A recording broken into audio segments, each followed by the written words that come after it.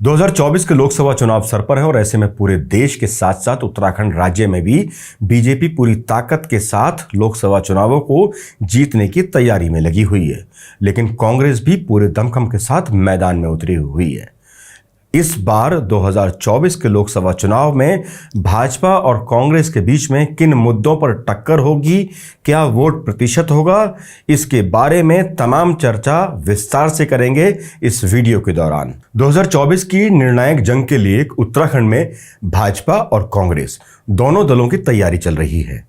कांग्रेस जहां आम जनता से जुड़े मुद्दों जैसे महंगाई, महिलाओं पर बड़े अत्याचार और कानून व्यवस्था पर सरकार को घेर रही है, तो भाजपा भी अब संगठन को साध कर अपने बड़े नेताओं को मैदान में उतारकर 2024 फतेह करने की तैयारी में जुटी है। भाजपा कांग्रेस मुक्त उत्तराखंड का सपना देख रही है, लेकिन सवाल उठता है कि क्या भाजपा ऐसा करने में कामयाब हो पाएगी, क्योंकि जिस तरह से दो चुनाव में बुरी हार और आपसी खींचतान के बाद भी कांग्रेस न केवल अपना पारंपरिक वोट कायम रखने में कामयाब हो पाई, बल्कि पिछले चुनाव में कांग्रेस के वोट बैंक में बढ़ोतरी भी हुई है। इसके उलट भाजपा के वोट बैंक में कमी देखने को मिल रही है, और वो भी लगातार। भाजपा ने कांग्रेस मुक्त उत्तराखंड के लक्ष्य की प्राप्ति के दृष्टिगत पार्टी सांसदों को राज्य में उन 23 विधानसभा सीटों की जिम्मेदारी सौंपी है, जिन पर उसे 2022 में हार का सामना करना पड़ा। लेकिन क्या कांग्रेस मुक्त उत्तराखंड के लक्ष्य को साधना उतना सहज है जितना भाजपा का केंद्रीय नेतृत्व मानकर चल रहा है? उत्तराखंड की सियासी जमीन पर कांग्रेस की जड़ें बहुत गहरी हैं। इसके पक्ष में राज्य गठन के बाद अब तक हुए विधानसभा चुनावों में कांग्रेस के प्रदर्शन के आंकड़े बताते हैं कि पिछले 2 विधानसभा चुनाव में हालांकि कांग्रेस की बुरी हार हुई, लेकिन उसका मत प्रतिशत काफी हद तक बढ़ा है, जबकि भाजपा का मत प्रतिशत तेजी से घटता दिखाई दे रहा है। भाजपा 46% से घटकर 44% पर आई है, तो कांग्रेस 33% से बढ़कर 5% उछाल के साथ 38% तक पहुंची है। और जिस तरह से उत्तराखंड प्रदेश में महिला अपराध, कानून व्यवस्था का ध्वस्त होना, बेरोजगारों पर हुए हाल ही में लाठीचार्ज और परीक्षाओं में धांधलियों के साथ ही जबरदस्त महंगाई का बोलबाला है, उससे भाजपा की मुश्किलें बढ़ रही हैं, जबकि कांग्रेस को हर दिन भाजपा को घेरने का मौका धामी सरकार की तरफ से लगातार मिल रहा है। यही सब मामले और कांग्रेस का बढ़ता वोट प्रतिशत बताता है कि कांग्रेस को हल्के में लेना भाजपा की बड़ी गलती साबित हो सकती है, खासकर उत्तराखंड राज्य के अंदर। भविष्य में जो सबसे बड़ा महत्वपूर्ण कार्यक्रम है वो यह है कि अधिक से अधिक लोगों को हमने पार्टी से जोड़ना है। और जो हमने प्रारंभ से हम कह रहे हैं कि बूथ स्तर के अनेकों लोग हैं, अनेकों दूसरे दलों के कार्यकर्ता हैं जो पार्टी में आना चाहते हैं, तो संतोष जी ने हमसे अपेक्षा भी की है कि कांग्रेस मुक्त उत्तराखंड लंबे समय से और आगे तक रहेगा। गलतफहमी में है महेंद्र भट्ट और उनका पूरा दल, इसलिए क्योंकि उत्तराखंड की जनता को विपक्ष का महत्व पता है। लोकतंत्र में किस तरह से सर्वदलीय प्रणाली होनी चाहिए उसका महत्व वो जानते हैं, क्योंकि जनता की आवाज विपक्ष ही उठाता है। ऐसे में कांग्रेस मुक्त भारत का तो उनका सपना पूरा होगा नहीं। वहीं दूसरी ओर मैं पूछना चाहती हूँ महेंद्र भट्ट से कि 23 सीटों पर तो अपने सांसदों को भेज देंगे, लेकिन बाकी बची 47 सीट पर जो आपका सुपड़ा साफ होने वाला है, क्योंकि उत्तराखंड के युवा अपने ऊपर चलाई गई लाठियां नहीं भूले हैं। उत्तराखंड की महिलाएं जो घाट में 14 किलोमीटर सड़क के चौड़ीकरण के लिए उनके ऊपर वाटर कैनन और लाठियां आपकी सरकार में चली, वो नहीं भूली हैं।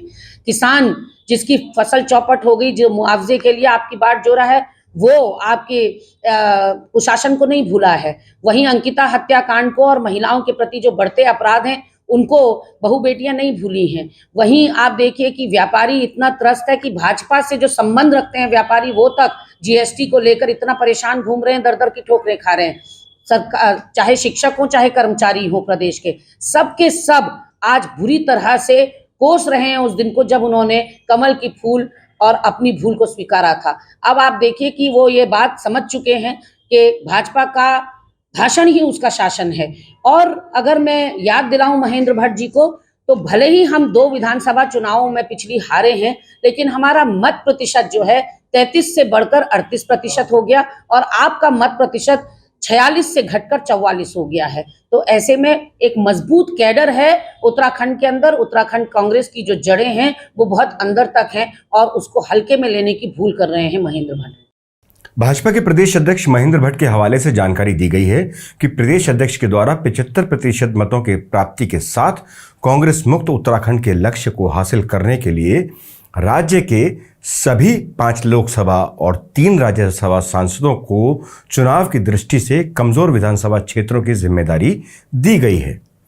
पूर्व मुख्यमंत्री एवं हरिद्वार सांसद डॉक्टर रमेश पोखरियाल निशंक को हरिद्वार ग्रामीण, ज्वालापुर और खानपुर विधानसभा क्षेत्र, केंद्रीय राज्य मंत्री व नैनीताल से सांसद अजय भट्ट को खटीमा, नानकमत्ता और किच्छा, पूर्व मुख्यमंत्री व गढ़वाल सांसद तीरथ सिंह रावत को बद्रीनाथ, द्वाराहाट और टिहरी सांसद रानी राज्य लक्ष्मी शाह को यमुनोत्री और अल्मोड़ा सांसद अजय टमटा को लोहाघाट, धारचूला, पिथौरागढ़ और अल्मोड़ा की जिम्मेदारी दी गई है। राज्यसभा सदस्यों में नरेश बंसल को मंगलौर, भगवानपुर, पिरानकलियर और बाजपुर, प्रधानमंत्री मोदी के सबसे भरोसेमंद राज्यसभा सांसद अनिल बलूनी को प्रतापनगर, चकराता और हल्द्वानी और कल्पना सैनी को लक्सर, झबरेड़ा व जसपुर विधानसभा क्षेत्रों का जिम्मा सौंपा गया है।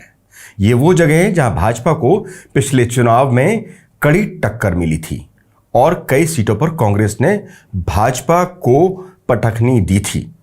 इन विधानसभा क्षेत्रों में पार्टी के सांसद रात्रि प्रवास व टिफिन बैठकों समेत अन्य कार्यक्रमों में शामिल होंगे।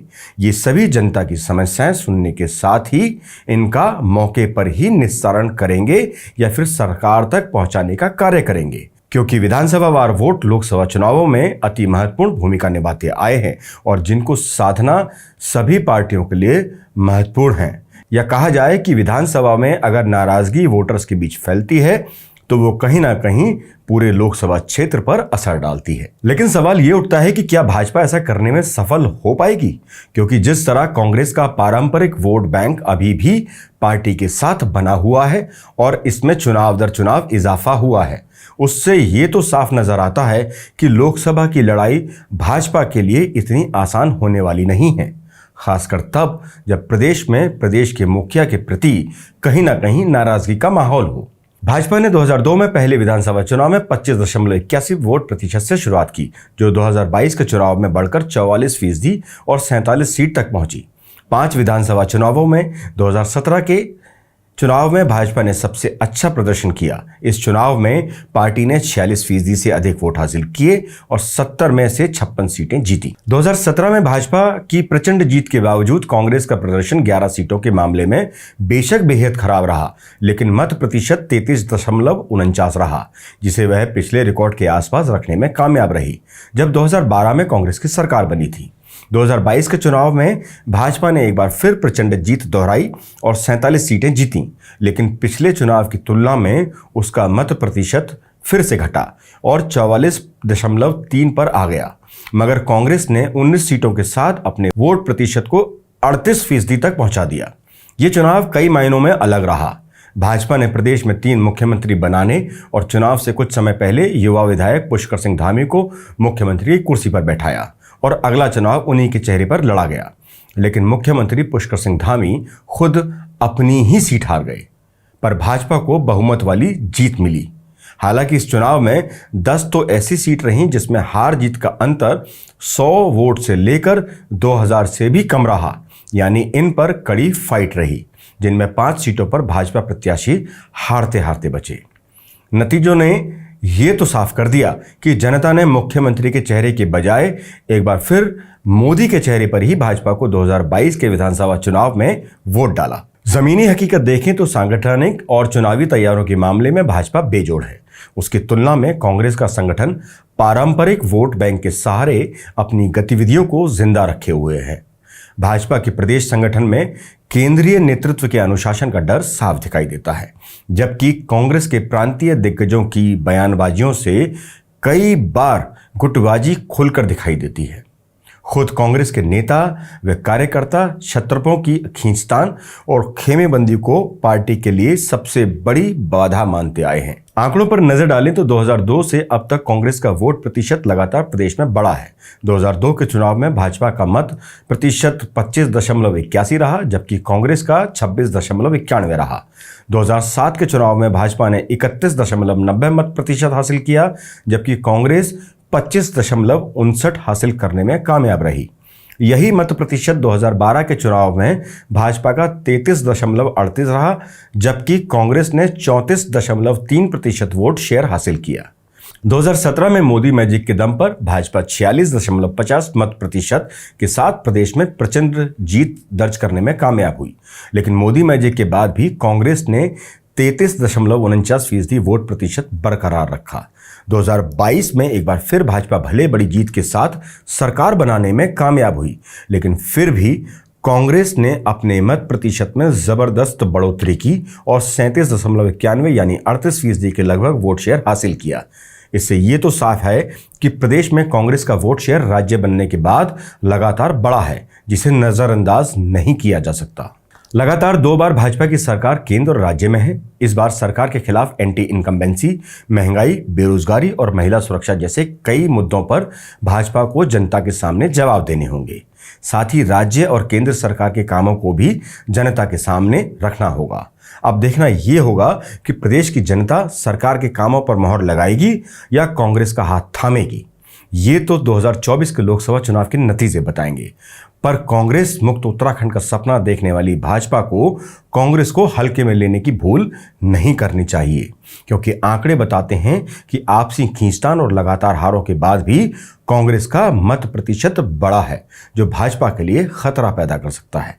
अगर कांग्रेस अपने मुद्दों को ठीक तरीके से जनता के मन में बिठा पाई तो भाजपा के लिए निश्चित ही प्रदेश में कांग्रेस मुक्त उत्तराखंड का सपना एक दूर की कौड़ी साबित होगा। आज के लिए बस इतना ही। नमस्कार।